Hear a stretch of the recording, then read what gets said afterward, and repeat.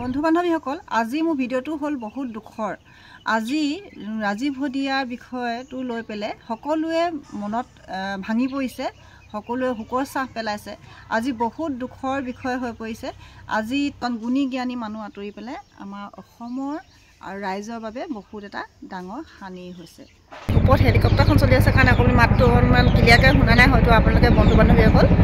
আজি বৰ দুখৰ বিষয়, যিজন আমাৰ ভাল এজন শিল্পী আমাৰ সমাজত আৰু নাই, আঁতৰি গৈছে ৰাজীৱ হদিয়া। ৰাজীৱ হদিয়া আমাৰ লাহোৱালতো আহিছিলে, লাহোৱালত আহি পেলাই ধুনীয়া গান পৰিৱেশন কৰি গৈছিলে। যেতিয়া আমাৰ বেটাটো এতিয়া সৰু হৈ আছিলে, একেবাৰে কেঁচুৱা, সেইখিনি টাইমতে আমি খুব ফূৰ্তি পাইছিলোঁ যে ৰাজীৱ হদিয়া আহিব, ৰাজীৱ হদিয়া আহিব। আমি খুব উৎকণ্ঠাৰে আমি ৰৈ আছোঁ। খুব মনত হেঁপাহ এটা জাগিছে আৰু ৰাজীৱ হদিয়া আহিব বুলি, ৰাজীৱ হদিয়া আহিব হুলস্থুল হৈ আছে।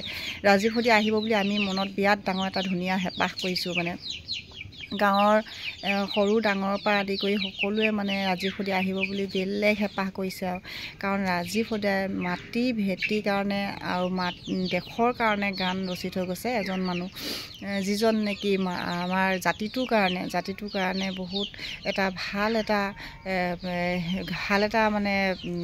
দিশ দেখাই থৈ গৈছে, যে ভাল এটা বিষয় লৈ পেলাই ধুনীয়া এটা গান ৰচি থৈ গৈছে।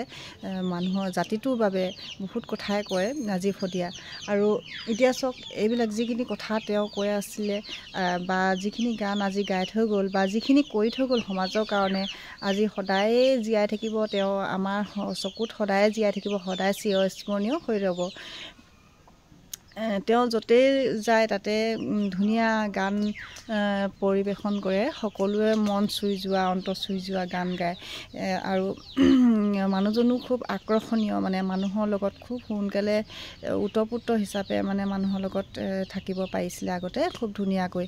আৰু সেই গুণটো তেওঁ আছিলে আৰু খুব সহজতে মানুহ আকৰ্ষণ কৰিব পাৰিছিলে। খুব সহজতে কম সময়তে তেওঁ বহুত চৰ্চিত হৈ পৰিছিলে শিল্পী সমাজতে তেওঁ বহুত আগবঢ়া আৰু বহুত শদিয়া জেগাডোখৰত তেওঁ বোকাৰ পদুম হৈ জিলিকি আছিল। কিন্তু আজি তেওঁ নাই, গুচি গ'ল। বহুতৰ মনত দুখ, বহুত কষ্ট পাইছে অন্তৰত। যদিও বিহু এখন পাৰ হৈ গৈছে, বিহুৰ মাজতে বহুত ডাঙৰ এটা দুখৰ ছাঁ পৰি পেলাই থৈ গ'ল। সদায় মনতে থাকি যাব, যে সদায় স্মৰণীয় হিচাপে থাকি যাব সকলোৱে, কিয়নো বিহু বতৰত তেওঁ ঢুকাইছে ন। আৰু কি হৈ ঢুকাইছিলে আপোনালোকেতো সম্পূৰ্ণ ভিডিঅ'বিলাকত দেখিয়ে আছে।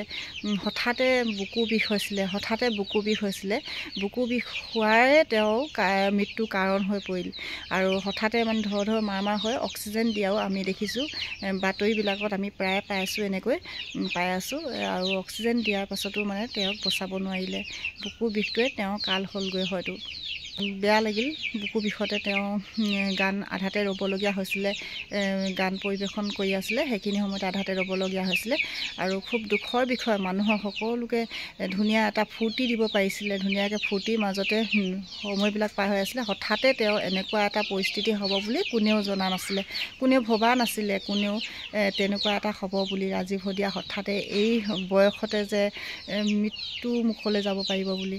আৰু মানুহগৰাকীৰ দৃশ্য দেখি আমাৰ ইমান দুখ লাগিছে নহয়, অন্ত চুই গৈছে, নকন্দাকৈ থাকিব পৰা নাই। যেনে হ'লেও চকু পানী এটুকুৰা হ'লেও ওলাইছে। আজি দুখ লাগিছে, বহুত দুখ লাগিছে মানুহগৰাকীলৈ। আৰু আজি ৰাজীৱ হদিয়া য'তে নাথাকক, তেওঁৰ আত্মাই সদায় চিৰশান্তি থাকক, সেইটোৱে আমি ভগৱানৰ ওচৰত প্ৰাৰ্থনা জনালোঁ।